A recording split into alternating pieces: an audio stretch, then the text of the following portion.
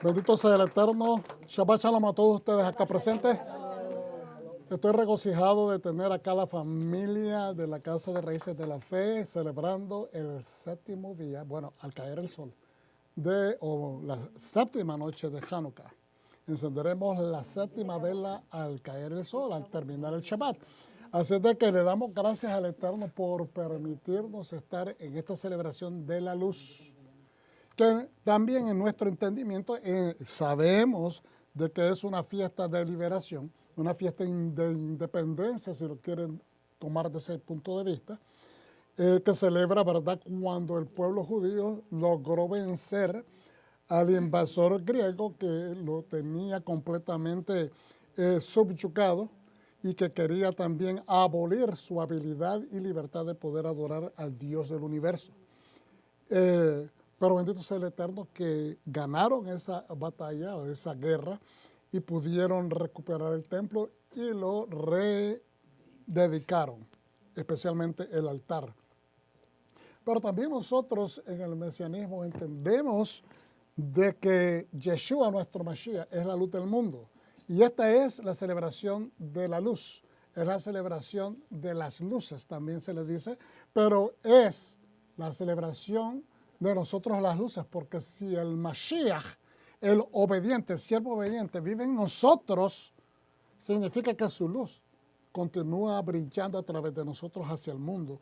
Por lo tanto, es el festival de las luces, pero es el festival de la luz importante, que es el Shemesh, el siervo. La luz del centro, que es el siervo, es la que nos enciende a cada uno de nosotros. ¿Cuántos dicen amén? Entonces, hoy, ¿verdad?, vamos a estar estudiando la porción Miketz, que significa al fin o al final, al término de, ¿ok? Miketz en hebreo significa al final o al término de. Y como subtítulo, bueno, antes de entrar al subtítulo, lo que queremos hacer una pequeña explicación de qué se trata Miketz. Es cuando los hermanos de Joseph están con esta situación que Joseph, ¿verdad?, es ya ahora el virrey de Egipto y ellos vinieron a comprar comida a Egipto y no reconocen a su hermano a quienes ellos vendieron anteriormente como esclavos, pero ahora él está tratando de investigar qué ha pasado con su familia, si estos hermanos han hecho alguna, entre comillas, canallada en contra de su padre y en contra de su hermano de madre, también de Benjamin. Y se desarrolla toda esta situación familiar, la cual al final sabemos que lleva a perdonarse. Y esa es la historia más preciosa, o la parte más preciosa de la historia de Joseph en Egipto. Pero el énfasis de esta enseñanza en esta tarde, hermanos, lo vamos a hacer en este título, que le hemos puesto, hemos subtitulado esta porción de Miketz. Tu segundo yo será la mejor versión de ti mismo. Tu segundo yo, ustedes saben que hay un segundo usted, hay un segundo yo. Y esto va a ser más claro más adelante. Tu segundo yo será mejor versión de ti mismo, será la mejor versión de ti mismo. Porque, hermanos, Dios no desea que nos quedemos en el primer yo. Pastor, ¿cómo es eso? Si Dios quisiera que nos hubiésemos quedado con el primer yo, nos hubiera dejado con la naturaleza humana que nos heredó el primer Adán. Somos descendientes directos de Adán. Adán significa también, no es un nombre de un hombre, no es el nombre el primero, como muchos lo traducen. No, Adán significa humanidad realmente. Humanidad, es la traducción correcta. Entonces, Adán es el primer ser humano y debido a su falta, al principio era bastante perfecto, pero debido a su desobediencia, cae decae su nivel espiritual, por lo tanto, deja a través de esa falta entrar la muerte a la humanidad. Heredamos entonces la muerte, porque la muerte es la paga del pecado. Heredamos la muerte como parte de la falta de Adán. Entonces Dios no quería que nosotros nos mantuviéramos para la eternidad de esa manera, sino que envió a nuestro segundo yo. Al segundo Adán, que es el último Adán, que se llama Yeshua HaMashiach, Jesucristo el Mesías. ¿Okay? Y ese es el yo que hemos adoptado. Esa es la versión que Dios quiere que adoptemos, es la versión del Mesías. ¿Por qué? Porque es el del siervo fiel, es la luz del cielo que está iluminando aquí en la tierra en medio de nosotros y que todavía sigue teniendo problemas en romper. No es que tenga problemas su capacidad de romper contra las tinieblas, es que las tinieblas se resisten. Continúan resistiéndose. Cada vez que hay un hombre de Dios, sea judío, sea cristiano, sea judeocristiano, sea mesiánico, tratando de establecer la justicia de Dios en la tierra, hay un sinnúmero de opositores. Y es ahí donde nosotros entramos en acción. Que esta nueva identidad, esta nueva naturaleza, el hombre anterior estaba viciado con pecados, con faltas, pero ahora estamos luchando contra eso. Somos perfectos. ¿Llegamos a la perfección ya? No. No hemos llegado a la perfección. Tenemos ese conflicto interno, peleando todo el tiempo. Sabemos la palabra, recibimos la palabra, queremos hacer la palabra, deseamos hacer la palabra, pero hay ese conflicto interno. Y mientras nosotros nos demos cuenta que hay ese conflicto, entonces tenemos que subir la mano más arriba todavía y golpear ese residuo de tinieblas que está dentro de nosotros. Tenemos que golpear ese residuo de tinieblas que está dentro de nosotros. Porque eso no lo puede golpear el hermano por mí. Ese residuo de tinieblas que hay en mí, la hermana no me la puede golpear. Es decir, cuando digo golpear me refiero a pelear, vencer esa contradicción. Eso que contradice la voluntad de Dios en mi vida.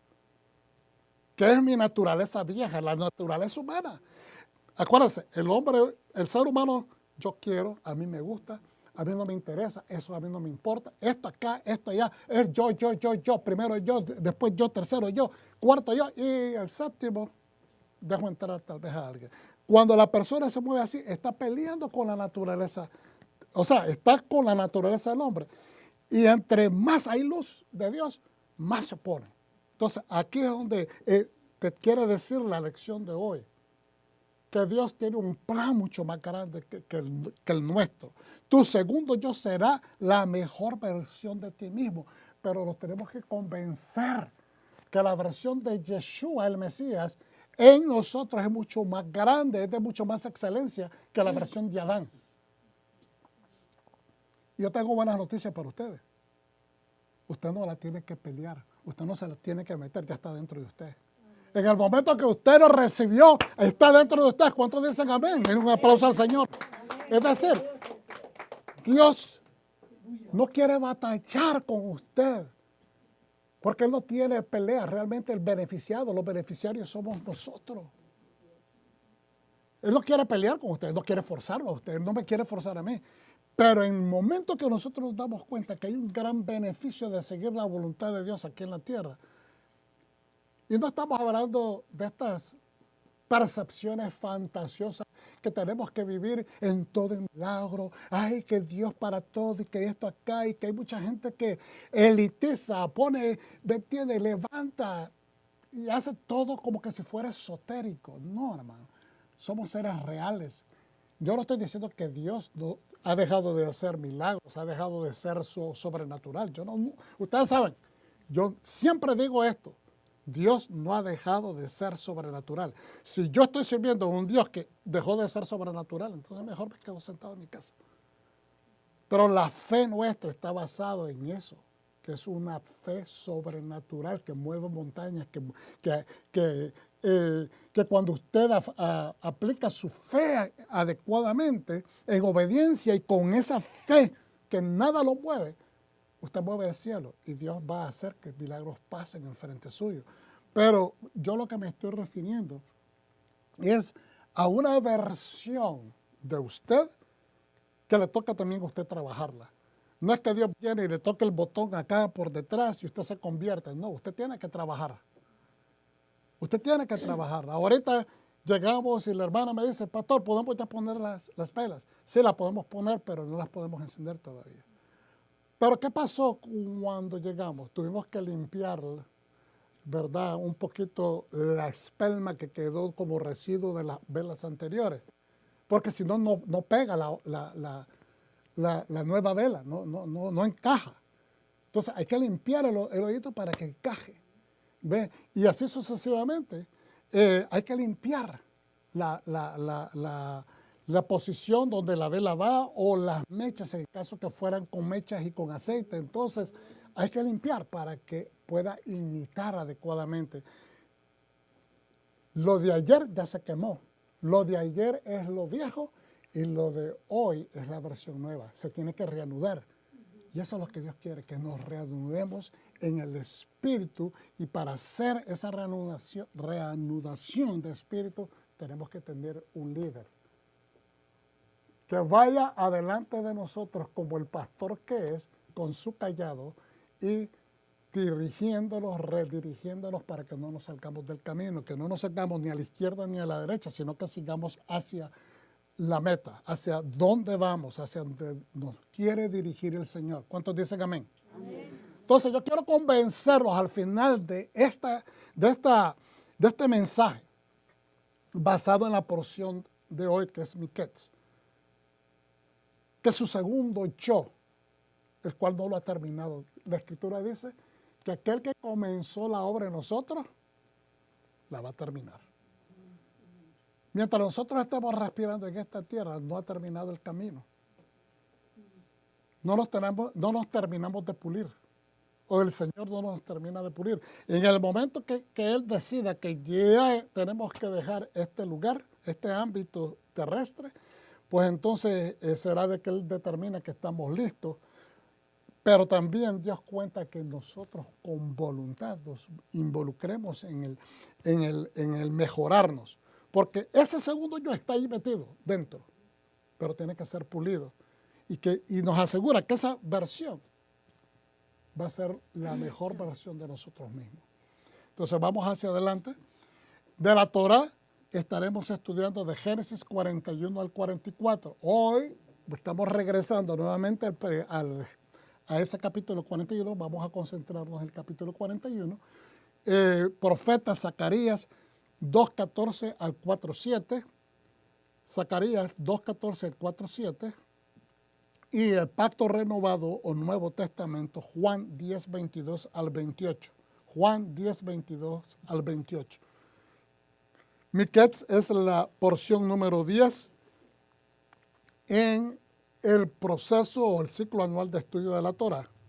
En esta porción de Miquets, que son más o menos, ¿cuántos capítulos dijimos? Son 3 capítulos o 4 capítulos, 3 capítulos y medio, mejor dicho.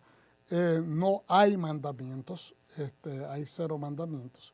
Y ahí tienen, como se los recuerdo siempre, por cada libro de la Torá, cuántos mandamientos, y dan a un total de 613 mandamientos de la ley de Dios. Vamos a decir la oración para agradecer a aquel que nos ha dado de su Torah. Berehut et Adonai Habevah. Baruch atah Adonai Eloheinu melech haolam asher bahar banu mikol ha'amim venata lanu et torato. Bendigamos a Adonai y bendito es Él.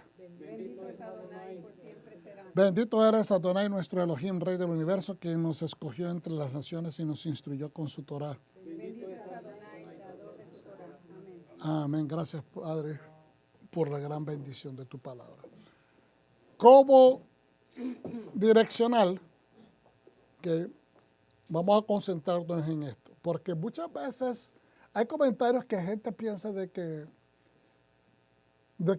José fue un poquito duro con sus hermanos. Yo les voy a decir, verdaderamente fue duro. Pero ¿quiénes fueron más duros? ¿Fue más duro José o fueron más duros ellos?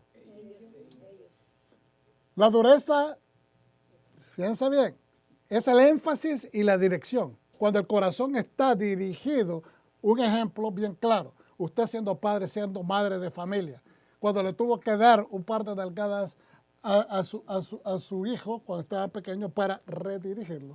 ¿Lo hizo porque odiaba al niño o porque amaba al niño? ¿Lo hizo porque quería simplemente provocar dolor al niño o porque quería educarlo? Porque usted ama al niño y quiere ponerlo de camino en la carrera, en el camino que debe de seguir para que una vez mayor no se aparte de ella, dice el proverbio. ¿Cómo dice el proverbio? Entrena al niño en su carrera para que una vez crecido no se aparte de ella. ¿De qué no se va a apartar? De su carrera de ir rectamente.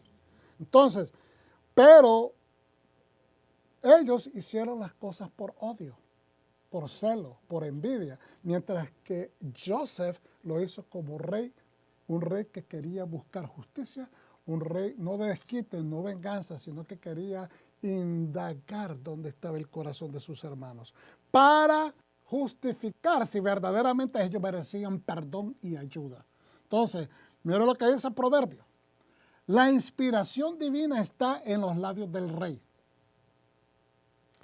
La inspiración divina está en los labios del rey. Por lo tanto, su boca debe de ser fiel al juzgar.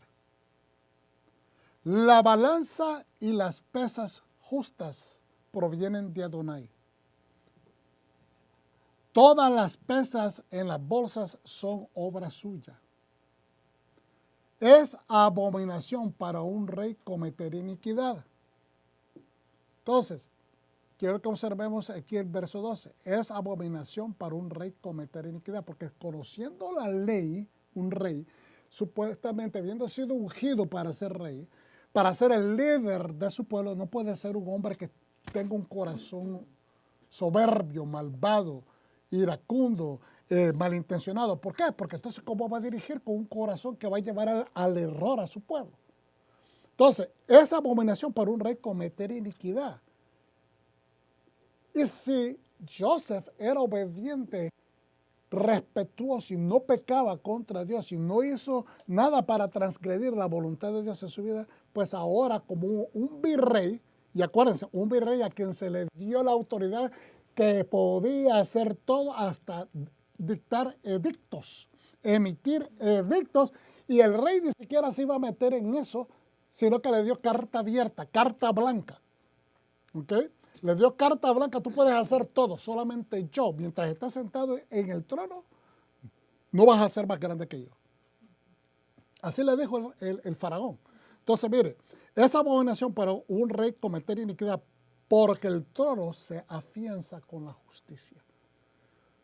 Cuando un pueblo se da cuenta que tiene un tirano, tiene un malhechor, tiene una persona malvada, empiezan a buscar cómo derrocarlo. Empiezan a buscar cómo derrocarlo. Podrá pasar cierto tiempo, pero eventualmente se cansa la gente. Entonces dice el 13, el rey debe deleitarse en los labios justos y amar a quien habla con rectitud. Nosotros tenemos que deleitarnos. No, ahora como adultos nos ponemos a meditar. Estoy seguro que llega un momento en nuestra vida donde aquellas regañadas y aquellos azotes que quizás nuestros padres nos dieron. Hoy en día tocar a un muchacho, ¿verdad?, es bien conflictivo, pero en los tiempos que nosotros crecimos, ¿verdad? Bueno, yo tengo 25 años. Pero unos cuantos años atrás se corregían a los muchachos, se castigaban, se les de verdad. Pero ahora podemos decir, wow, había sabiduría en esos regaños de mi padre, en esos regaños de mi madre. Porque ahora uno puede hacer la comparación, pero un muchacho hoy en día, con solo decirle, váyase para el cuarto, está castigado, es problema, es enojo. No se acepta. Pues nosotros éramos así también cuando jóvenes, no queríamos aceptar el regaño. Pero el rey debe deleitarse en los labios justos y amar a quien habla con rectitud. Hoy decimos con certeza exactitud, con certeza, mi mamá tenía razón cuando me regañó aquella vez. Mi papá tenía razón. Porque ahora podemos ver las cosas con rectitud y miramos que eran justos los regaños que nos daban. La ira del rey es presagio de muerte y el sabio la apacigua. Es decir, no le mientas al rey.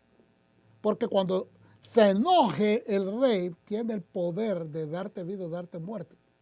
¿Okay? Y el sabio la apacigua. El sabio, el tonto va a seguir mintiendo y va a seguir metiéndose en un hueco más profundo, pero el sabio se calma. ¿Okay? Cuando el rostro del rey se ilumina, significa vida. Su favor es como las nubes que traen la lluvia de primavera. Por eso es que estos muchachos, aunque no conocían que ese hombre que estaba allí era el virrey, que era el hombre que tenía el poder de Egipto en sus manos, ellos sabían que era exactamente como el faraón. Y entonces ellos no se atrevían a hacer nada. Se postraron, hicieron todo el respeto y todo lo que ellos se les sintieron en su corazón que era necesario para apaciguar a ese rey. No se pusieron en contra de él. ¿Qué es lo que tú crees? ¿Por qué nos estás haciendo esto? Que tú eres una persona, nos mintieron, nos están engañando. Ningún tipo de queja de ese tipo porque pudieron poner sus vidas. Entonces, ¿qué tiene que ver? ¿Esto es un cuento? No, esto es historia. Esto pasó. Esto es un hecho de vida. Sucedió.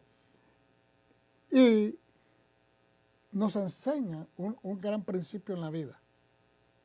¿Okay? En el caso de Joseph, el principio que nos enseña es a guardar la paciencia, especialmente en frente de la autoridad. ¿Qué tanta falta nos hace eso hoy en día?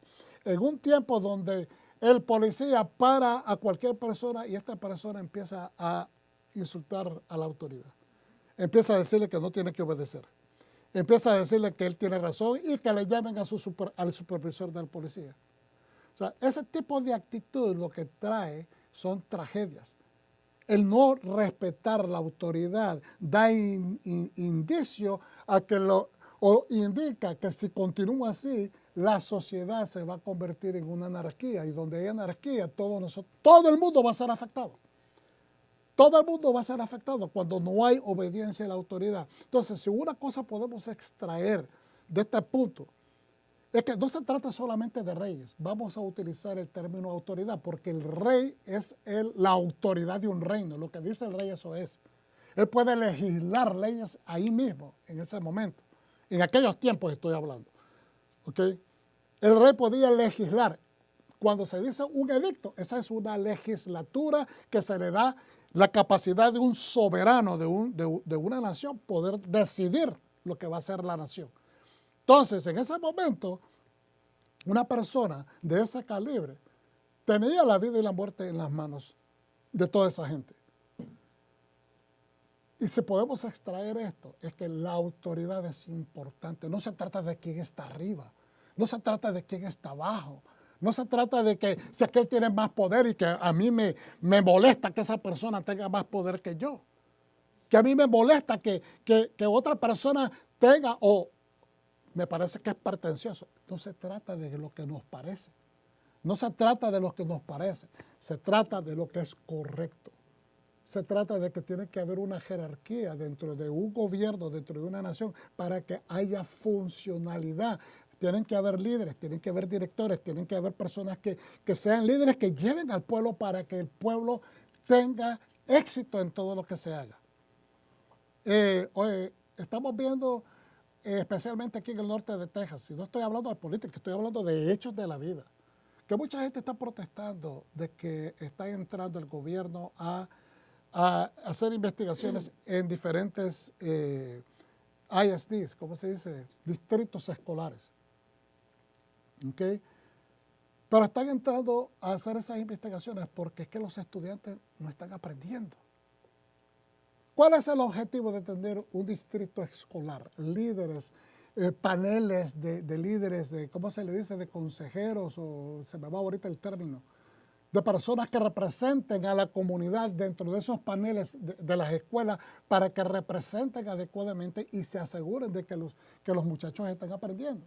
Ellos no están ahí para ejercer política, ellos están ahí para hacer y asegurarse de que los estudiantes reciben el conocimiento, para eso los enviamos a las escuelas. Entonces hay muchas personas que están protestando estas cosas, ¿ok? Pero les digo yo, ¿cuál es la obligación entonces de esos paneles? Si el gobierno no entra y dice, aquí hay razón para hacer una investigación, porque estas cosas no pueden seguir, tienen años ustedes teniendo a los estudiantes debajo de la línea en vez de estar arriba de la línea, entonces significa que alguien no está haciendo su trabajo. Entonces tiene que haber una investigación. Eso se le llama en inglés accountability. Se le llama ser contable, dar cuentas. Si no queremos hacer eso, entonces empieza a haber un desbarajuste, un desbalance. Entonces, cuando usted se iba a la calle de joven y le decía a su papá o su mamá, a las 10 de la noche te quiero acá. Bueno, a mí me daban permiso a las 10 de la noche, entre 13 y 15 años, esa era mi hora. Cuando era más abajo de eso, de 12 para los 8, era no más de las 8 o de vez en cuando hasta las 9. Pero mi punto es que mientras va creciendo el muchacho, es que se le va dando capacidad y más autoridad o más permiso. ¿Okay? Se le va dando la cuerda poco a poco, no se le suelta inmediatamente. Pues igualmente un gobierno tiene que mantener la cuerda corta, porque si se ha tomado demasiados años y no hay indicios de que se está mejorando la situación, tiene que entrar en acción alguien para restablecer las cosas para que sean efectivas. Esa es la historia de José. Esa es la historia de José que vamos a ver. ¿Por qué? Porque José sale de un lugar que nadie esperaba de repente en una nación que no es la de él. Y él viene a reestructurar no solamente la forma de pensar del líder de esa nación, pero viene a reestructurar la manera de ejecutar gobernatura en ese lugar. Inspirado por Dios. Inspirado por Dios. Y él le da la gloria al Eterno. Entonces vamos a ir adelante. Génesis, Bereshit, Génesis 41:1 en adelante. Ahora bien, ¿se acuerdan cómo se llamaba Miketz? Al cabo de, al término de, al final de, pues aquí es donde se toma el nombre de esa porción. Ahora bien, al cabo de 2 años, al término de 2 años, fue que aquel faraón soñó, el faraón que reinaba en el tiempo de José. Tuvo un sueño. Aquí él estaba parado junto al arroyo del Nilo. Y aquí del Nilo subían 7 vacas, hermosas a la vista y gordas de carne, y pastaban entre los juncos. Y aquí otras 7 vacas subían detrás de ellas, fuera del Nilo, de mala apariencia y flacas de carne. Y se pararon junto a las otras vacas a la orilla del Nilo. Entonces las 7 vacas feas y flacas de carne se comieron a las 7 vacas hermosas a la vista, las gordas, es decir, las gordas se las comieron. Y Faraón se despertó. Quiero ir poco a poco porque hay mucho que decir y no quiero que se me olvide compartirles algo. Fíjense bien, en esta versión dice en el verso 2, y aquí del Nilo subían 7 vacas hermosas a la vista y gordas de carne y pastaban entre los juncos. En otra versión, en la versión traducida en español del Humash, dice de que estaban comiendo a la orilla, pero en los juncos. No abandonaban. La interpretación rabínica es que se quedaron allí. Estaban comiendo en la abundancia, se quedaron donde había abundancia. Mientras que las flacas que vinieron y surgieron se comieron a las otras, a las gordas que estaban pastando. Se las comieron y que no engordaron, explica la Escritura. Se quedaron flacas, berrajas, ¿okay? Enfermizas. Pero que empezaron, dice, se quedaron a la orilla y empezaron, lo que dice es que lo que se interpreta es que empezaron a alejarse de la orilla. ¿Okay? En la traducción se pierden estos conceptos porque obviamente el hebreo es un lenguaje pictórico, es de ideas, no es como nosotros que tenemos palabras para cada cosa, pero el énfasis es que ellas empezaron como a retirarse. ¿Qué dicen los sabios acerca de eso? Los comentaristas del Humash. El Humash es comentario de la Torá, de los 5 libros. ¿okay? Que viene de la palabra Hamesh, que significa 5. Entonces, y aquí dice, otras 7 vacas subían detrás de ellas fuera del Nilo. Fuera, es decir, hacia afuera del Nilo, de mala apariencia y flacas de carne. Ahí es donde lo explica. Y se pararon junto a las otras vacas a la orilla del Nilo. Entonces las 7 vacas feas y flacas se comieron a las 7 vacas hermosas. También dicen de que eso significa de que iba a haber necesidad, no solamente en el área del Nilo inmediata que sería Egipto, pero que iba a haber alrededor de toda la tierra necesidad. Y que esta hambruna, que después que se le da la interpretación al faraón, significa que esa hambruna es generalizada, que no es nada más en esa área del mundo. Entonces, verso 5, se durmió nuevamente el faraón y soñó por segunda vez. Aquí subían 7 espigas de un solo tallo, gordas y buenas. Fíjense bien, la primera es con animales, ¿okay? Que eso es importante, porque toda nación tiene que tener elementos de agropecuarios. Es decir, tiene que haber agricultura y también tiene que haber ganadería, para que puedan tener un producto balanceado, es decir, puedan ser bastante suficientes. Aquí subían 7 espigas de un solo tallo, gordas y buenas. En este caso, ahora no se enfatizan los animales, el ganado, sino que se enfatiza la producción de wheat,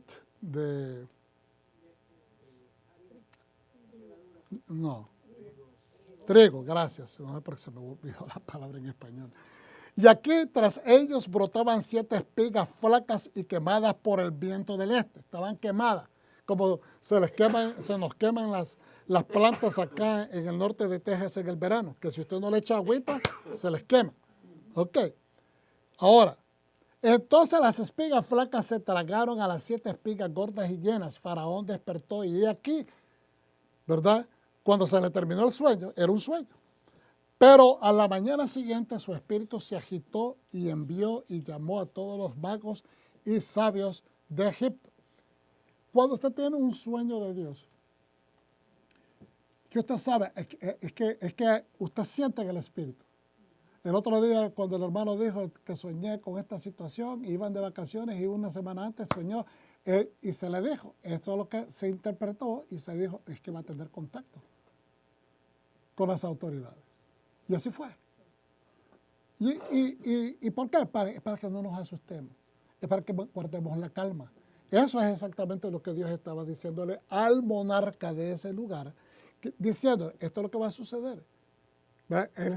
Obviamente, dice a los sabios que en el primer sueño, él lo tomó naturalmente. O sea, no naturalmente, sino que no le inquietó, vamos a decir, no le inquietó tanto, pero con la repetición en el segundo, que se trata de que en uno los animales flacos se comieron a los gordos y en el otro las espigas flacas se comieron a las espigas gordas y productivas. Por lo tanto, él se consternó más porque, dicen los sabios, que ahora tocó el pan.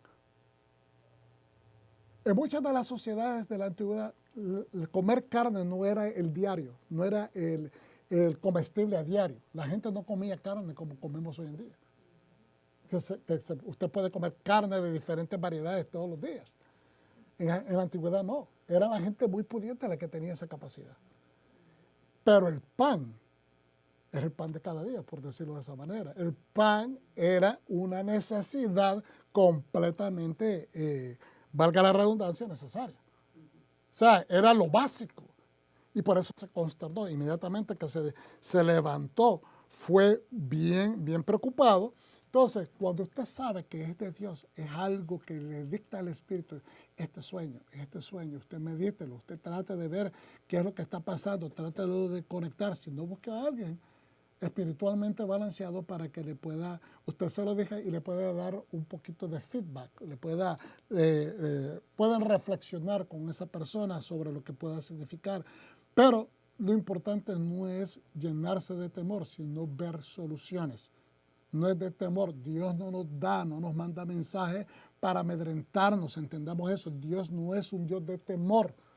No es un Dios que quiere inyectarnos miedo, sino quiere que nos asentemos en fe. No nos ha dado un espíritu de temor, sino de fe y de una mente balanceada, dice la Escritura. ¿Ok? Entonces ahora, Faraón les contó su sueño a todos los, perdón, me salté el verso 8, pero en la mañana siguiente su espíritu se agitó y envió y llamó a todos los magos y sabios de Egipto. Faraón les contó su sueño, pero nadie pudo interpretárselas al faraón. Entonces ahora, ¿qué es lo que estamos diciendo, hermano, con esto de interpretación? Porque yo sé que hay mucha gente que entra en estos aspectos de tratar de interpretar cosas hoy en día. Pero hay que tener mucho cuidado. No todo el mundo tiene, digamos, hacer la voluntad de Dios completamente, aconsejar, dar el consejo de Dios, pero están más interesados a veces en su promoción personal. Y hay que tener mucho cuidado, no lo tome a la ligera. Cuando usted se sienta movilizado por el Espíritu y que usted dice, esto tiene que ser de Dios porque así lo siento, siéntese a meditarse, busque por la Escritura y trate de indagar.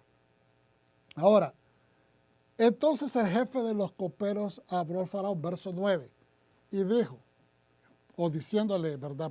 Porque acuérdese, el copero es una persona que está cerca al faraón. Entonces dice, el copero le dice al faraón, hoy debo de recordar mis faltas. En otra versión dice, hoy me he acordado de que he cometido pecado. Una vez Faraón se enfureció con su sirviente, le está contando, ¿se acuerda, Faraón? Una vez que usted se enojó con su sirviente y me puso bajo custodia en la cárcel, dice acá. Estábamos leyendo la versión del Humash ayer con Héctor, y qué interesante que ahí dice que era la guardia, bajo la guardia o la custodia del carnicero. Así dice, y lo repite, carnicero, carnicero, y es bien interesante, tengo que hacer esa investigación un poquito más profundo para entender el juego de estas palabras, porque carcelero y carnicero, pensé yo, a la larga cometieron un error cuando imprimieron el libro. Puede ser, no estoy seguro, voy a indagarlo, pero me pareció muy curioso. Una vez Faraón se enfureció con su sirviente y me puso bajo custodia en la cárcel, en la casa del jefe de la guardia, yo y el jefe panadero. Él era el jefe de los coperos, de los servidores del faraón, y justamente con el jefe de panadero los pusieron a los dos. Y a cada uno soñamos un sueño en una sola noche. Él y yo soñamos cada uno según la interpretación de su sueño. Y estaba ahí con nosotros un muchacho hebreo, siervo del jefe de la guardia. Siervo del jefe de la guardia. En hebreo, la descripción es un poquito, suena más despectiva, dicen los sabios. De que suena más despectiva. ¿Okay? O sea, de una manera despectiva en el sentido de, estaba ahí un muchacho, un hebreo, siervo del jefe de la guardia. Se lo contamos y él nos interpretó nuestros sueños para cada uno según su sueño interpretó. Y así fue, según nos interpretó, así fue. A mí me restituyeron a mi puesto y a él lo ahorcaron. Fíjense bien. ¿Se acuerdan cuando le dije? El primer sueño del faraón lo consternó, pero no lo preocupó tanto. El segundo sueño lo consternó. El primer sueño no lo tomó él con interés, porque realmente el pueblo no comía todos los días carne. ¿Estamos entendiendo? Pero cuando viene y le toca el área, el sueño del pan, se preocupa porque eso es en la casa del faraón, en la casa de los ricos, en la casa de la gente de término medio y la casa del pobre, tiene que haber pan. ¿Estamos entendiendo? Entonces, ¿qué nos quiere dar? Quiero que consideren esto. Con el primer Adán recibió una Torá. La Torá es pan del cielo. La instrucción de Dios es pan del cielo. Cuando Yeshua dijo, hemos descrito, y la misma escritura lo describe, de que Él es el verdadero pan que bajó del cielo. Es el pan de vida y de salvación, ¿estamos entendiendo? Ahora, Adán recibió un titular, recibió una autoridad, fue introducido al Edén, que es un prototipo del templo primordial, ¿okay? Del primer templo, ¿okay? Y se le dio este título que se llamaba el cuidador del templo. Es lo que dice, es el que cuidaba el templo. ¿Okay? ¿Y qué era una de sus funciones? Cuidarlo y asegurar, o sea, como jardinero. ¿Okay? Pero ¿qué sucede? De que él faltó a su primer llamado, que era no tocar lo que le dijeron que no tocara. Entonces, el primer Adán no tomó la Torah con esencia. El segundo Adán le puso el énfasis de atención, respeto y sirvió de acuerdo a ese mandato. Entonces, la primera versión se desinteresó. ¿Era maldoso, malvado Adán? No. Y yo le he dicho y le he compartido esto en muchas ocasiones. Adán, pienso, es mi opinión, eso no lo estoy diciendo así dice la Biblia, no. En mi opinión, lo digo con mucha humildad, respeto y al mismo tiempo con temor a Dios. ¿Okay? Y si me equivoco, lo corregimos. Pero mi opinión es que Adán se sacrificó por Eva. Al ella faltar y automáticamente estar condenada a la muerte, él dijo, yo no la voy a dejar sola. Y él se sacrifica y en otras palabras, recibe también esta situación de muerte porque él no quiere desconectarse de ella. ¿Y qué es lo que hizo Yeshua? No murió Yeshua por la iglesia, no murió por el pueblo, no murió por los pecados de la humanidad. Se sacrificó por él, por la humanidad. Entonces, lo que estoy diciendo, pero en él la versión de ese Adán es mayor. Es de más énfasis, es de más engranaje, es de más bendición, es de vida eterna. Aquel introdujo, dice la Escritura, la muerte por su falta, mientras que el segundo y último Adán trajo vida y vida eterna. O sea, el potencial que recibamos esa vida. Entonces, el faraón en el primer sueño no le pone atención, pero en el segundo sueño, ahora él coge dimensión y dice, no, a esto le tengo que poner atención. Entonces, con el primer sueño, su versión queda en bueno, yo soy el rey, a mí no me va a afectar, porque yo tengo suficiente ganado para comer. Pero cuando mira de que es el trigo el que va a ser afectado en el segundo sueño, dice, no, yo tengo que ponerle atención. Entonces el segundo sueño le crea que surja una mejor versión de él, que es la versión de el soberano que tiene que preocuparse por gobernar adecuadamente por su pueblo. Que no solamente se trata de que no me haga falta nada a mí, pero que no le haga nada falta al pueblo. ¿Estamos entendiendo? Entonces es una mejor versión de él. Que en este caso, miramos que este varón se está acordando de que él le dijo a Joseph, gracias por haberme interpretado el sueño. Gracias. Yo tan pronto salga, yo voy a poner una buena palabra por ti. Y se olvidó. Se olvidó de ayudar a aquel que dio la interpretación, y no solamente eso, sino que después que él estuvo afuera, se dio cuenta que esa profecía o esa interpretación fue al punto porque él salió libre. A él lo restituyeron a su trabajo, mientras que al otro panadero lo mataron, porque fue encontrado culpable de cualquier cosa que fue encontrado culpable. Es decir, después de la cárcel, el panadero siguió haciendo sus inmundicias, mientras que aquel fue restituido y ahora empezó a ser una mejor versión de él. Por eso continuaba manteniendo su trabajo. ¿Qué es lo que nos quiere decir entonces la lección de la Torá? Nos está diciendo, cuando podemos equivocarnos, podemos tener faltas, podemos tener tropezones en la vida. ¿Y quién de nosotros no los ha tenido? Todos nosotros lo hemos tenido. Todos nosotros hemos sido faltos en X o Y situaciones, hermano.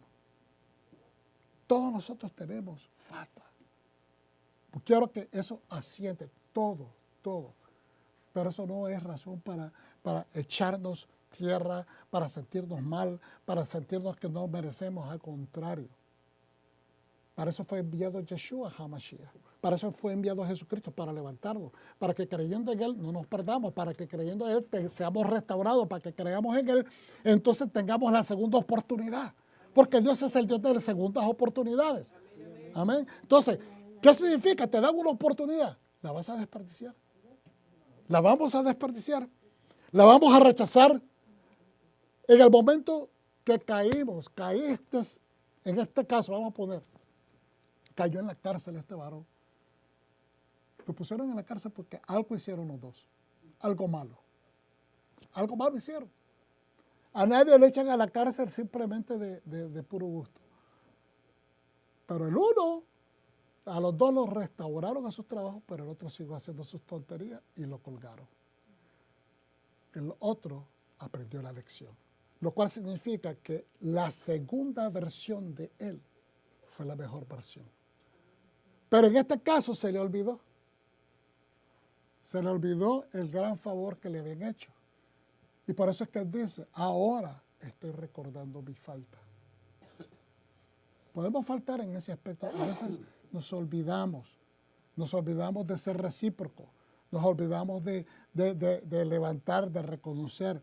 Yo cuando estaba joven, me acuerdo que yo decía, es que yo no puedo pasar agradeciendo toda la vida un favor. Así decía yo antes. Depende de qué favor estamos hablando. Porque si el favor que te hicieron te sacó de un hueco, es razón para que pases toda una vida diciendo gracias, Señor, a ti primero, y gracias, Señor, por la vida de esa persona que me dio la oportunidad de salir del hueco. Usaste a esa persona. Entonces sí, tenemos razón para pasar toda una vida agradeciendo, dependiendo de ese favor. Hay favores, o sea, una amabilidad es linda. Eso lo tenemos, tiene que salir de todos nosotros, hermano. ¿Estamos entendiendo? Tenemos que ser amables, tenemos que ser, ¿cómo se dice? Abrazadores, bendecidores. O sea, eso es parte natural. Pero que no se nos olviden esa gente que hace cosas especiales. Hablaba con mi suegra ayer acerca de que hay gente, ¿verdad?, que se olvida, que son a veces malagradecidas, que son que a veces gestan malcrianzas y maldades, y uno dice, ¿y esto de dónde salió? Que deberían de agradecer ciertas cosas, pero no lo hacen. Y duele, especialmente si son cercanos, especialmente si son familia, duele. Y en este caso, él dijo, se acordó. Y al acordarse y no quedarse callado en un momento, podríamos decir, se aprovechó de la situación para agarrar puntos con el faraón. ¿Usted cree que no agarró puntos después de eso? Claro que sí. Eso mejoró la relación de este copero, de este servidor, de este jefe de coperos con el faraón. Claro que lo tuvo que haber mejorado si él conectó al faraón a la solución de la hambruna que iba a venir sobre ese pueblo, básicamente con 7 años de anticipación. ¿Estamos entendiendo? Y salvó a la nación y salvó a todas las naciones de todo el Mediterráneo. Pero el punto acá es que al él no quedarse callado y decir, realmente me siento culpable, está generando aún otra mejor versión de él. Porque está, ¿cómo se dice?, reparando el error. Reparar. Estamos acá en este mundo para hacer tikkun olam. Tikkun olam es el término que significa reparar el mundo, surcir el mundo, coser al mundo. Lo que está roto, remendarlo. No seguirlo rompiendo, no seguir tirando. Por eso es que tenemos que optar en situaciones cuando hay problemas familiares, no seguir tirando, porque aquel me trató así, yo tratar a esa persona de esta manera. No, tenemos que tratar de surcir, coser, retejer. ¿Me entiendes? No seguir rompiendo. Que si ellos quieren seguir rompiendo, vamos, que rompan. Pero en mi posición, yo tengo que ser como decíamos hace un momento, que leíamos, o sea, tenemos que ser pacificadores porque nuestro Mesías, Yeshua el Mesías, el Hijo del Dios viviente, es el príncipe de paz. Es el rector de la paz aquí en la tierra. Entonces, una vez Faraón se enfureció con sus sirvientes. Si el faraón, si tu rey, si tu líder se enfureció porque tuviste una falta, corrígela. No te enojes con él por establecer. Decíamos que a veces un rey va a decir cosas fuertes, pero tiene que, si dice cosas fuertes, pero lo dice con justicia, lo dice con un corazón inclinado a que las cosas se mejoren. No miremos el regaño, miremos la sabiduría detrás del regaño. ¿Estamos entendiendo? Sí, porque si no vivimos en continua pelea contra la sabiduría. ¿Cuándo vamos a generar un poquito de paz, de tranquilidad? Pelea, pelea, todo, pelea, pelea. No puede ser así. Y esto es lo que estaba haciendo este hombre. ¿Sabe qué? Está preocupado, yo tengo que decirle esto. Esa versión se mejoró. Esa versión del copero mejoró aún más en él. Y estoy seguro, no lo dice la escritura, pero es que, ¿cómo va a venir el faraón ahora a decirle, ¿sabes qué, copero? Muchas gracias, pero ahí nos vemos también. No, él va a agradecer a ese copero porque lo conectó con un joven que le dio la solución a la problemática que se le avecinaba al reino. Ahora, y después dice,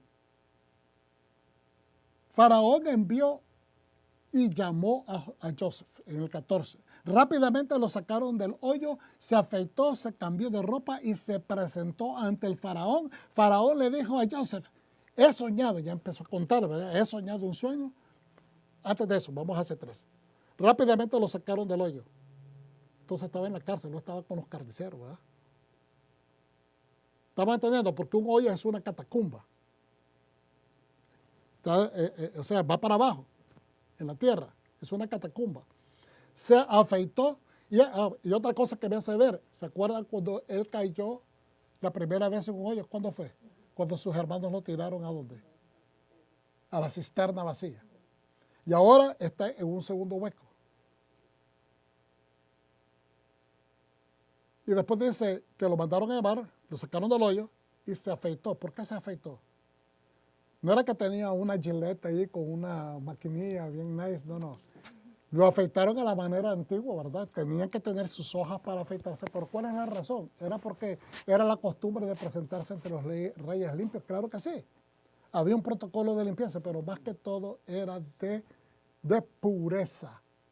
Porque ninguna persona, especialmente un esclavo que venía a las catacumbas, se podía presentar sucio ante el rey. Tenía que ser, o sea, tenía que limpiarse, bañarse. Y afeitarse tenía que ver con la atracción cultural de la cultura egipcia donde se afeitaban los varones. ¿Okay? Entonces se presentó exactamente como era propio dentro del protocolo de esa cultura. Se cambió de ropa y se presentó ante el faraón. Faraón le dijo a Joseph, he soñado un sueño y no hay intérprete para ello, pero he oído decir eso de ti. ¿De quién lo escuchó? Del copero. ¿Okay? Que solo necesitas escuchar un sueño para poder interpretarlo. Joseph respondió al faraón diciendo, yo no. Nuevamente aquí miramos la humildad de él. Dios responderá lo que sea para el bienestar del faraón. He aquí la mejor versión de Joseph. Primeramente miramos a un joven que tenía sueños y hablaba sin darle crédito a Dios. Él sabía que eran de Dios.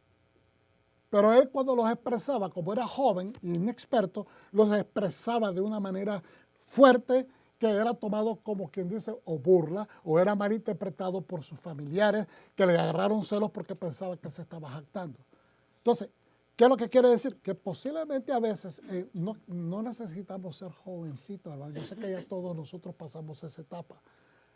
Y no sé si los que nos van a ver también a través del video han pasado esa etapa. Puede ser que sean jóvenes. Pero a veces los jóvenes dicen cosas y las dicen de una manera no porque sean malcriados y quieran ser groseros o quieran ser jactanciosos. Es porque simplemente no tienen filtros todavía. La falta de experiencia no les ha enseñado que tienen que tener ciertos filtros. ¿Me entiendes? Para no ofender, para no ser mal percibido. Y entonces eso nosotros lo vamos aprendiendo poco a poco en la vida. No nos surge de repente, sino que surge a través de haber vivido. Entonces, al principio, él se manifestaba de esta manera. No le daba crédito a Dios. ni cuando le presentó el sueño a su padre, que a su padre le dijo, ¿acaso tú vas a hacer quiere decir que tu madre y yo vamos a venirte a rendirte adoración a ti? Pero ahora dice, Joseph respondió, por eso lo resalté en color ahí, a Faraón diciendo, yo no, Señor, yo no sé que voy a dar interpretaciones. Dios responderá lo que sea para el bienestar del Faraón. ¿De quién era el sueño? ¿De Joseph o del Faraón? Del Faraón. Entonces es acerca del Faraón.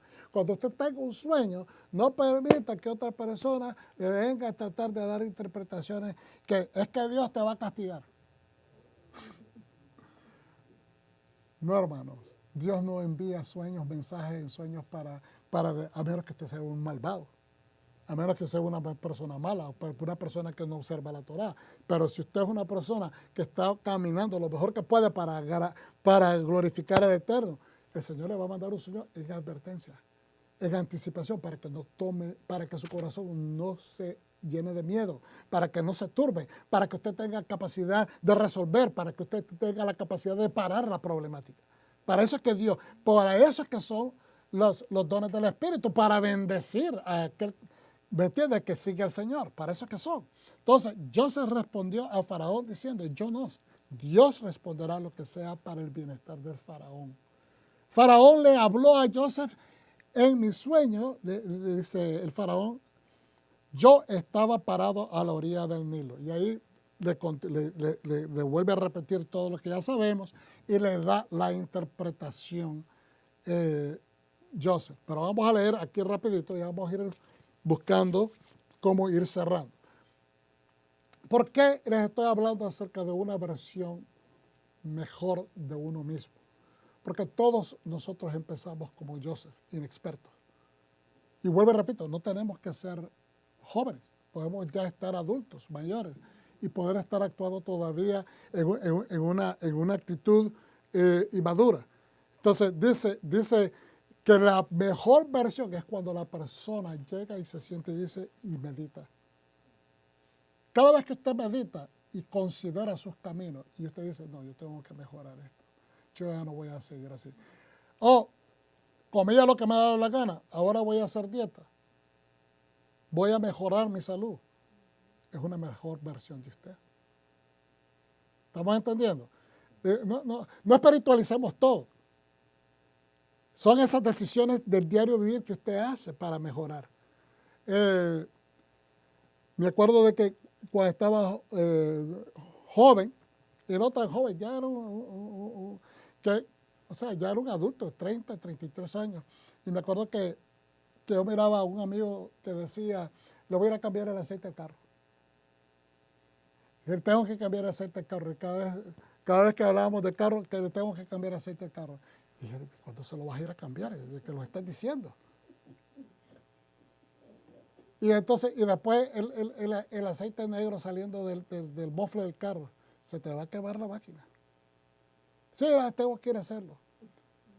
Pero es que está bien caro. Y aquellos te esperan 20 pesos menos, ir a cambiar 20, 25 pesos cuando vas a ir a cambiar el aceite al vehículo. ¿Qué estoy tratando de explicar, hermano? Que a veces por negligentes, por ¿cómo se dice la palabra? Procrastinación. Estamos procrastinando. ¿Esa es la palabra? Por ahí va. Entonces, estamos reteniendo las cosas y no las estamos haciendo. Y de repente, ¡pum!, se le quema la máquina a alguien. ¿Por qué? Pero si te está dando señales. El sticker te dice que te pasaste 3,000 millas. El amigo te dice, ya van por 5,000. El humo negro te está diciendo, auxilio, socorro, cámbiame el aceite. Casi ya no tengo adentro. Es decir, la máquina ya está funcionando, ¿me entiendes? Con el humo prácticamente del aceite. Ya no hay nada que combustionar. Y entonces, ¿qué es lo que sucede? La persona está de negligente y está procrastinando y por lo tanto se le va a quemar el vehículo. O sea, una cosa lleva a la otra. Y aquí la mejor versión es cuando usted dice, no, yo tengo que parar de hacer lo que estoy haciendo, tengo que dejar de gastar en lo que estoy gastando para ir a tomar acción y mejorar el vehículo. Son cuestiones, esa es la mejor versión de uno. Estamos entendiendo, cosas sencillas. Es decir, cuando decidimos parar de hacer lo que es negligente y empezamos a hacer lo que Dios quiere que hagamos, lo que nos conviene hacer, entonces estamos operando en la mejor versión de uno. Históricamente, dice acá, un oficial de alto rango en las Cortes Reales cuyo deber era supervisar y servir las bebidas en la mesa real debido al miedo constante a los complots e intrigas como el envenenamiento. Obviamente todos los reyes de la antigüedad tenían que asegurarse quién les servía la comida, quién les servía las copas. Una persona tenía que ser considerada completamente digna de cercanía, confianza para ocupar el puesto. Se protegía del veneno en la copa del rey y a veces se le pedía que probara un poco de la bebida antes de servirla. Aunque fuera de confianza, porque los corazones cambian. Sus relaciones confidenciales con el rey le dieron a menudo una posición de gran influencia. Quien satisface la sed, alegría, brinda consejos u opiniones. Quien satisface ¿por qué es tan importante esa posición? Pues quien satisface la alegría del rey. ¡Oh, vamos a celebrar, rey! Le vamos a servir una copita para que celebre su triunfo. Pues esa persona, cuando le alegra al rey la vida, está cerca del rey, puede utilizar esa posición para ¿me entiende? El rey puede escuchar hasta su consejo, por muy empleado que sea. Entonces, el puesto de copero fue valorado y otorgado solo a unos pocos elegidos a lo largo de la historia. Eso es importante entender. ¿Y por qué es importante? Para lo siguiente. Mira lo que dice en Proverbios 14:15. Porque un copero, por muy empleado que fuera, tenía un acceso no solamente a servirle al rey. Pongamos atención. Pero cada reunión importante que tenía el rey, fuera con su gente, con sus consejeros, gabinete, como usted quiera, su corte real, visitantes importantes, cuando están discutiendo, ¿quién es el que estaba ahí al lado? Sirviendo y escuchando conversaciones de alto nivel. El copero, los que están sirviendo. Entonces, hay un acceso inmediato. Es decir, la persona entraba a ese cuarto, ¿cómo se dice? A esa corte, un empleado. Pero cada vez que él sale de ahí, sale con un conocimiento más alto. Porque escucha las conversaciones de finanzas, escucha las conversaciones de reino, escucha las conversaciones de gobernatura, escucha las conversaciones, ¿me entiendes?, de guerra. Entonces se está nutriendo del conocimiento de todos los expertos. Aunque entraba como una persona, un sirviente, que tal vez no había mucho conocimiento, excepto tener una capacidad normal e inteligente para saber qué cosa es servicio, conocer los protocolos, pero estaba cada vez que entraba y salía de esas. A través de los años, esa persona se cultiva. Y entonces tiene una posición cercana, pero en Proverbios 14:15 dice, el ingenuo cree todo lo que le dicen, pero el prudente reflexiona sobre sus pasos. Hermanos, cuando una persona tiene acceso a esa bendición de estar cercano a personas grandes, no lo tome por garantizado. Aprenda. No diga, yo ya lo sé, no lo necesito. No seamos orgullosos. Cuando Dios abre puertas y le presenta a uno la oportunidad de entrar a un lugar así, hay que aprender de todo. Hay que aprender de todo. ¿Ok? Proverbios 14:16. El sabio se cuida y evita el mal. ¿Qué es lo que hizo el copero?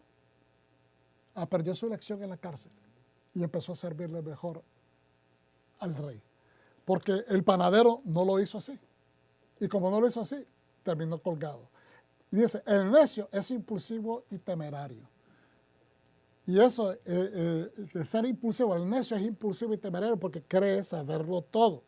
Proverbios 29:11, el necio da rienda suelta a su enojo, pero el sabio la controla. Por eso digo yo, cuando una persona lo para la autoridad, sea joven o sea adulto, porque yo he visto a gente de todos los niveles sociales, de todos los niveles de edad. Yo no sé si usted lo ha visto, hasta hombres ya con pelos blancos, más blancos que yo, peleando con la autoridad cuando los para el policía, dando sus razones y dejándole saber a la autoridad de que ellos conocen los códigos, etcétera, etcétera. Como que si el policía los está parando para recibir una lección de parte de ellos. El problema aquí es que se enojan y no se están controlando. Ahí entonces usted, al ver que esa persona reacciona así con la autoridad, usted ya sabe cómo se maneja su casa. Usted ya se está dando cuenta, porque así como el hombre así como el hombre, piensa en su corazón, así es él.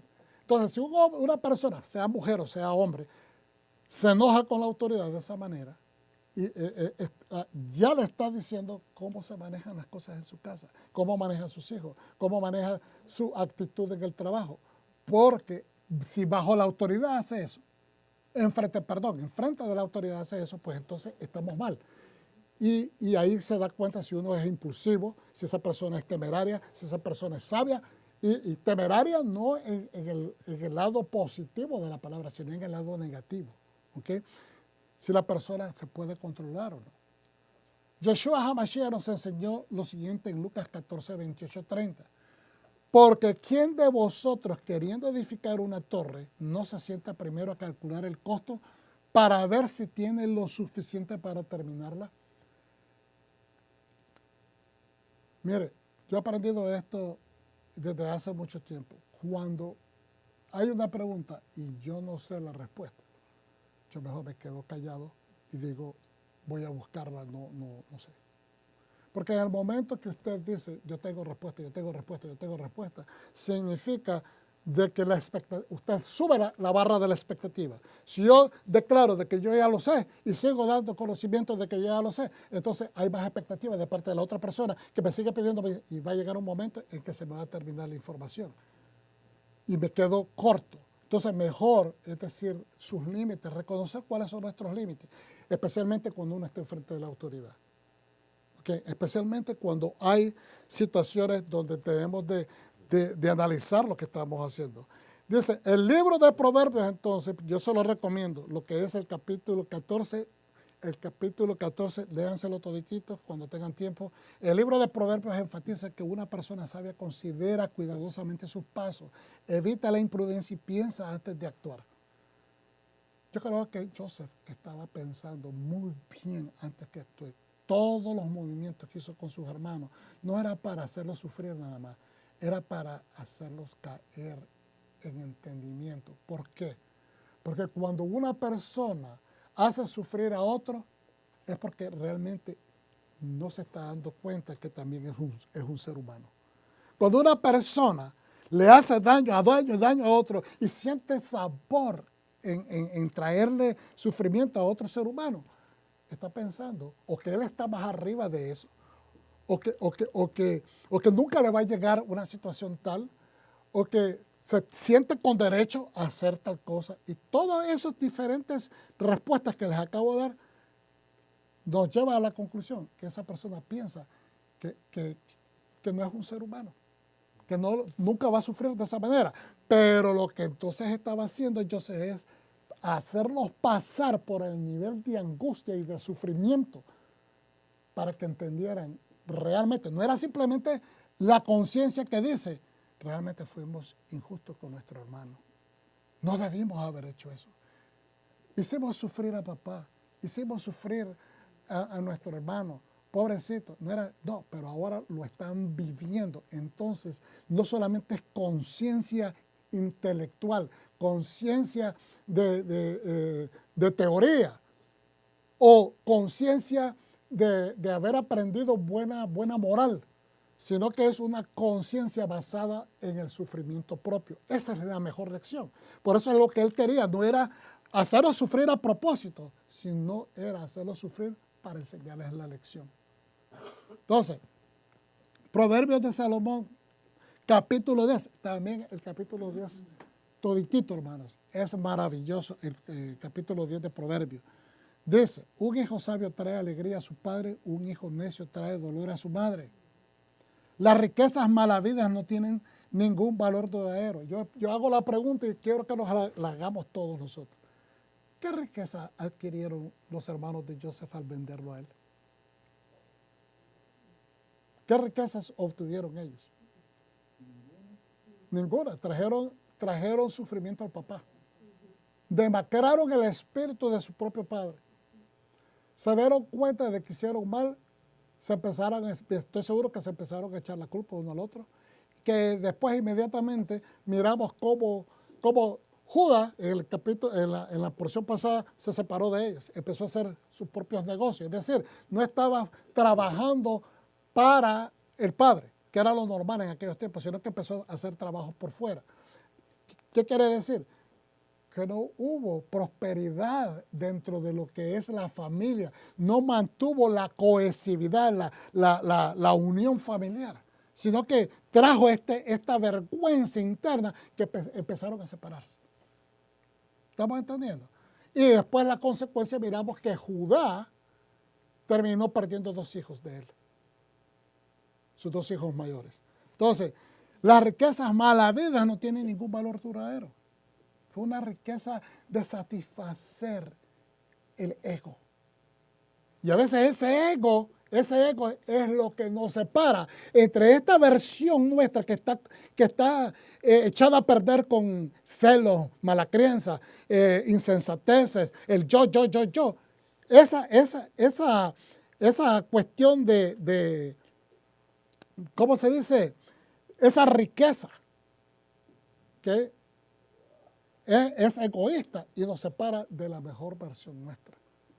Entonces, a veces ese ego es el que nos está separando, de hacer esta separación bien diacrítica. Yo quiero ser diferente, pero mientras yo no suelte el cacahuate del hombre viejo, no voy a abrazar al hombre nuevo. ¿Y qué decía Yeshua HaMashiach? Esta es como la historia de un padre, ¿okay? Un padre sabio, que saca de lo viejo, pero también agrega de lo nuevo. Y hay mucha sabiduría en eso. Porque yo sé de que no podemos criar a nuestras nuevas generaciones exactamente como nos criaron a nosotros, porque hay un avance, hay algo diferente. Y no estoy diciendo que el avance necesariamente es la cultura popular de allá afuera. La cultura popular de la humanidad allá afuera estaba bastante viciada con cosas negativas, falta de moral. Pero lo que tenemos que hacer es preparar a la juventud para que pueda vencer en contra de estos nuevos azotes que nosotros no tuvimos que estar luchando contra esas cosas. Pero si yo nada más le enseño a mis hijos a que sean creados de la misma exacta manera que yo fui creado, no les estoy haciendo un favor, porque los estoy poniendo a la intemperie y que sean atacados con los nuevos ímpetus que se están creando allá afuera. Entonces tenemos que ser sabios. Por eso tenemos que agarrar de lo viejo y agarrar de lo nuevo. Amén. ¿Están conmigo? Están calladitos. No escucho ni un amén. Aleluya. Gloria a Dios. Aleluya. Mire, dice, el Señor no dejará que el justo pase hambre. El Señor no dejará que el justo pase hambre. Hermano, si usted ha pasado los momentos que solo pan y queso, pan y mantequilla, usted llegó a comer, no se queje. Yo no estoy diciendo que eso le va a pasar. No, usted va a vivir en prosperidad, bendito sea el Eterno. Pero aún en esos momentos, sea agradecido, porque ese agradecimiento es la semilla que va a germinar en frutos de bendición. Pero se niega, dice, el Señor no dejará que el justo pase hambre, pero se niega a satisfacer los antojos del perverso. ¡Wow! Es tremenda palabra. Dios no va a dejar que sus hijos... No he visto la frente de un justo que mengue pan, dice la Escritura. Entonces, pero Dios se niega a satisfacer los antojos del perverso. Nunca un perverso. Y hay muchos perversos. Mire, hasta los ladrones dicen, Señor, dame que el trabajito me vaya bien esta noche. ¿Usted sabe que hay gente que hace eso? Le piden a Dios para que le vaya bien con el trabajito. Eso es perversión. Porque quieren hacer a Dios secuaces de su maldad. Y eso no se puede hacer. Ok. Estamos terminando. Primera terminada. Aleluya. No se me duerman. Ahora bien, los patriarcas tuvieron celos de Joseph y lo vendieron como esclavo en Egipto, pero Adonai estaba con él. Lo libró de todas sus angustias y le dio favor y sabiduría delante del faraón. ¿Sabe por qué hizo Dios eso con él? Porque estaba la unción sobre él. Obviamente, iba a ser el cuarto patriarca, pero le robaron esa bendición. Entonces, pero esa bendición no se apartó de él. Él era carismático, era un hombre que Dios lo había escogido con su propio dedo. Lo libró de todas sus angustias y le dio favor y sabiduría delante del faraón, rey de Egipto, quien lo nombró administrador principal de Egipto y de todo su hogar. Ahora vino una hambruna que causó mucho sufrimiento en todo Egipto y Canaán. Pero cuando Jacob oyó que había grano en Egipto, envió allí a nuestros padres la primera vez. Fíjense que hay muchas personas que en este concepto se enseñan muchas veces de que solamente hay sabiduría en las raíces hebreas, que solamente hay sabiduría en los conceptos rabínicos. Yo no estoy diciendo que no. Hay bastante sabiduría y tenemos que regresar a ella para entender la Biblia completamente. Pero no podemos decir de que no hay sabiduría en los conceptos cristianos. De ahí salimos nosotros. Hay mucha sabiduría. Eso me construyó, me edificó, me mantuvo a flote, me enseñó muchas cosas en las cuales me mantuvieron en una vida espiritual bien saludable. Entonces, si Jacob hubiese dicho en él, yo no tengo que ir para allá, a Egipto, porque aquí es la tierra de la bendición. Aquí Dios nos va a bendecir. Él pudo haber dicho eso si es un patriarca y tenía la bendición de él. Acuérdense que Isaac era el padre de Jacob. Él iba durante otra hambruna a buscar comida a Egipto y Dios lo paró y le dijo, yo te voy a bendecir acá, no te muevas, yo te voy a bendecir acá. Entonces, él pudo perfectamente decir, Señor, yo te oro, así como bendeciste a mi padre, yo quiero que me bendigas también a mí. ¿Estamos entendiendo?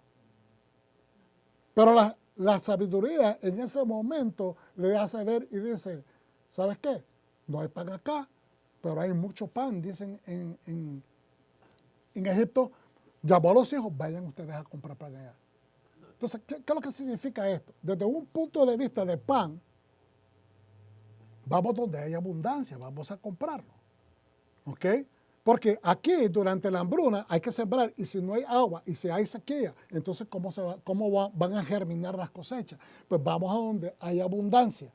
Lo mismo es, si equiparamos lo que es el trigo al pan de vida y salvación, al verdadero maná que baja del cielo, que es la Torah, que es la vida, la luz de Dios, su Torah, su palabra de vida en nosotros a través del Mesías. Entonces, ¿qué es lo que podríamos decir? Que solamente podemos aceptar la sabiduría bíblica de un lado de la ecuación, pero no del otro lado, no, hermano. La sabiduría se pesa por el resultado que tiene. Vuelvo y repito, la sabiduría se pesa por el resultado que tiene en la vida humana. Ahí es donde usted sabe si hay sabiduría.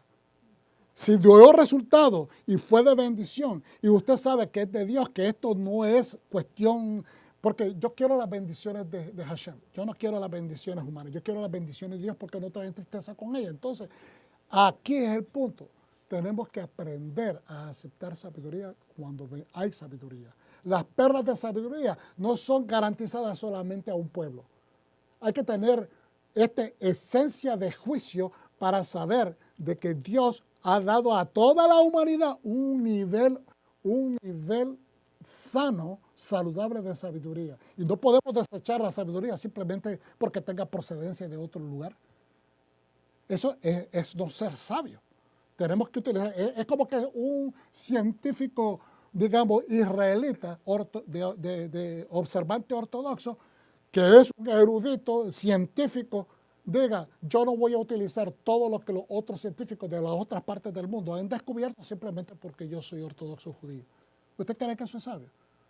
Él tuvo que haber leído muchos libros basados en otros científicos anteriores a él, de otras partes del mundo. Entonces, hay personas que a veces nos quieren meter ese tipo de conceptos. No podemos aceptar ese tipo de... porque es demasiado, ¿cómo se dice? Lateral o demasiado, ¿cómo se dice? Para un lado.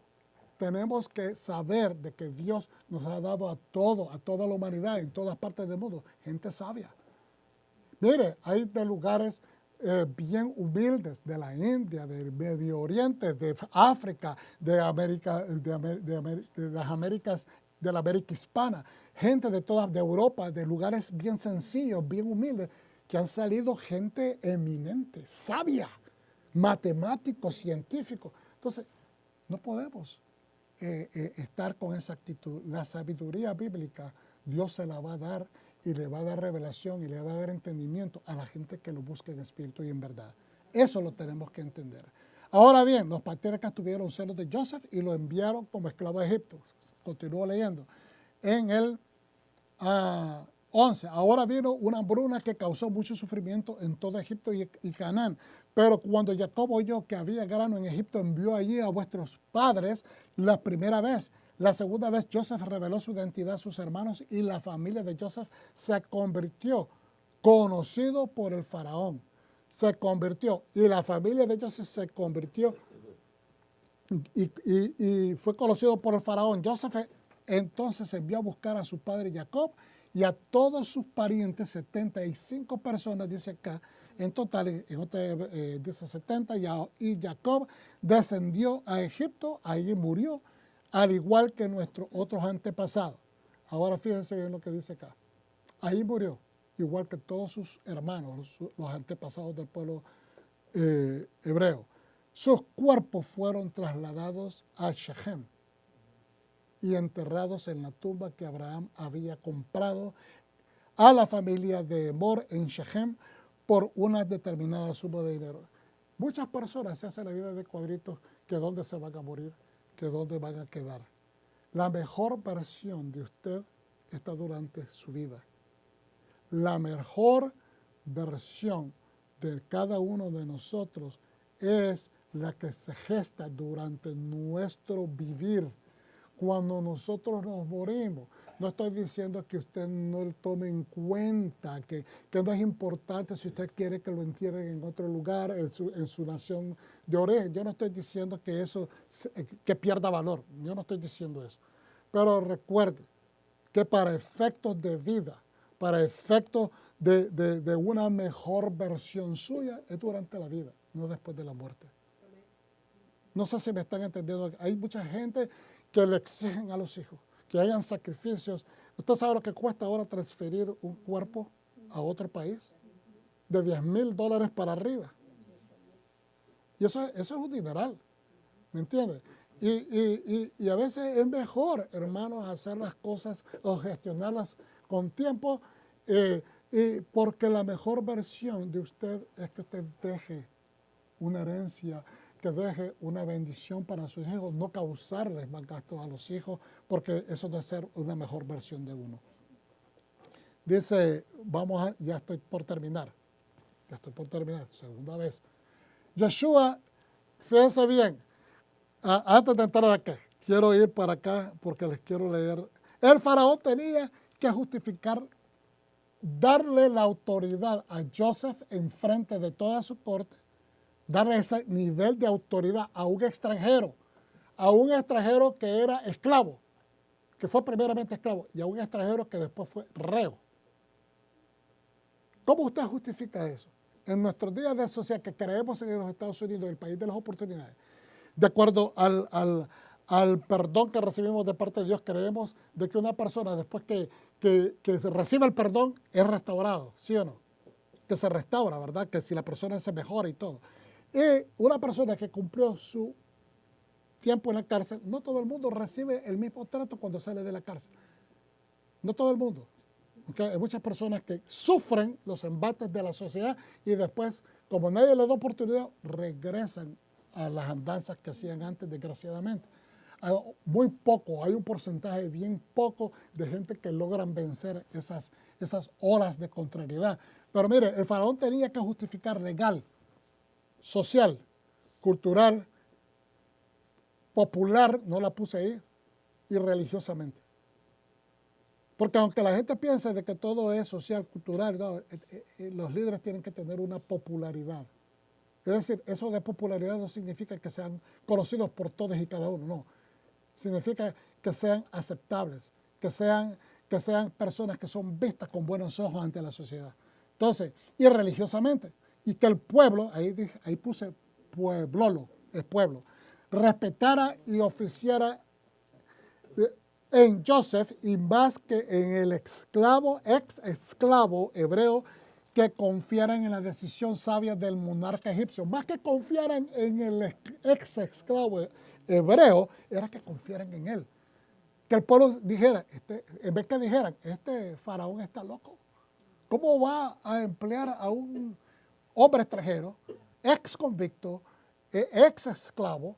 ¿Cómo lo va a poder mandar ahora sobre nosotros? ¿Me está entendiendo? Entonces él tenía que buscar cómo justificar eso. A veces le pasamos por encima de todos estos elementos, pero ¿qué estamos tratando de extraer de esto que que todos nosotros tenemos este tipo de, yo sé que la palabra es fuerte, pero, ¿cómo se dice? Prejuicio. Nosotros tenemos prejuicios, todos y cada uno de nosotros. A veces prejuicios con gente de otros países, prejuicios con gente menos pudiente, o que no, tal vez no es que no tengan dinero, o que sean menos pudientes que uno, que no presentan un poquito de protocolo, de respeto, que no tienen tacto. Y entonces a veces, como que, ¿me entiendes? Ponemos esos pares enfrente de nosotros porque no queremos que nos asocien o no queremos que nos hagan ver como que andamos con gente cuestionable. Y tiene sentido y esto, pero también tenemos que ejercer juicio.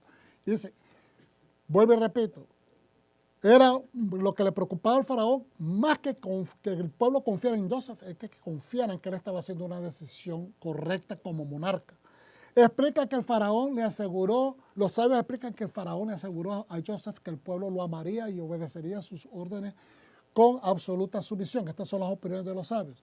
El anillo del rey contenía el sello real. Al colocarle ese anillo en la mano a José, el faraón simbolizaba que José estaría al frente de todo el gobierno y tendría la autoridad de sellar hasta decretos. Eso lo dice Rambán, Nachmanides. Y Joseph se le dieron muchos títulos. Y esta es la parte donde yo lo quería traer, porque esto es importante, hermano. A Joseph se le dieron muchos títulos. Dice Rabín Shimon ben Gamaliel, Joseph se merecía con creces estos honores. ¿Sabe que hoy en día la gente no quiere que se le dé honores? Tanto de un partido como del otro, cada vez que honran a uno, el otro partido está peleando, se le da a este otro, el otro partido está peleando. Hermano, el que honor merece, que se le dé honor, dice la Escritura. Honor a quien honor merece. Seamos así, porque si empezamos podemos justificar cualquier perspectiva u opinión, tenemos derecho a ello, claro que sí, pero honremos a quien merece honra. Entonces dice, él se merecía todos esos honores a causa de su conducta ejemplar. ¿Usted cree que nosotros como seres humanos no podemos diferenciar cuando una persona merece honra, cuando su conducta ha sido ejemplar? Que si sabemos todos los recovecos de sus acciones en toda su vida, quizás no, pero por lo menos de lo que se mira, de lo que se ve, de lo que podemos palpar, es decir, reconozcamos a las personas para que también, de esa manera, cuando hagamos cosas buenas, nos reconozcan a nosotros. ¿Por qué? Porque cosechamos lo que sembramos. Si somos personas que siempre estamos, mira, se cree tal cosa. Si somos personas así, eso es lo que vamos a recolectar. Amén. Entonces dice, las manos, el cuello y el cuerpo que se había negado pecar con la esposa de Potifar. ¿Quién se acuerda del nombre de ella? Zuleika. ¿Okay? Él se negó a pecar con ella. Ahora esas partes de su cuerpo, ahora estaban siendo adornadas con los gloriosos símbolos de realeza. Le pusieron anillo, seguro que le pusieron un collar, porque eso eran cosas en la antigüedad, que le ponían un collar que representaba que pertenece ahora a la familia real, etc. Y esto está en el Midrash. Dice, y proclamaron ante él, vamos entrando poco a poco, no se me aburran porque les va a gustar lo que van a aprender hoy. Y proclamaron ante él esto, Ab-Rej, que significa Vamos a ver lo que significa. Mientras Joseph viajaba en el carruaje que lo pusieron a viajar por toda la ciudad, digo, todo el país, perdón, no toda la ciudad, todo el reino. ¿Okay? Mientras Joseph viajaba en el carruaje, los sirvientes proclamaban ante él Aurej, que es una contracción de dos palabras que significa padre, es decir, padre consejero, padre sabio, ¿okay? Padre que me inspira, que me dirige, un mentor. Eso es lo que conlleva, connota ese nombre. ¿Okay? ¿Por qué? Usted va a ver por qué esto es importante, porque hay una explicación. ¿Okay? Dice, del Raj, que significa rey en arameo, Rashi y Onker dice, otra interpretación de la palabra es que es una contracción de Av, padre, en sabiduría, padre sabio.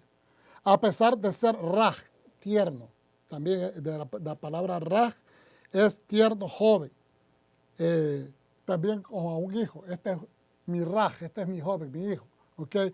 Es de la manera. Entonces, ¿por qué es importante saber esto? Porque mire lo que aparece en Yeshayahu Isaías. ¿Cuántos saben que Yeshua, nuestro Mesías, vino a cumplir la Torá?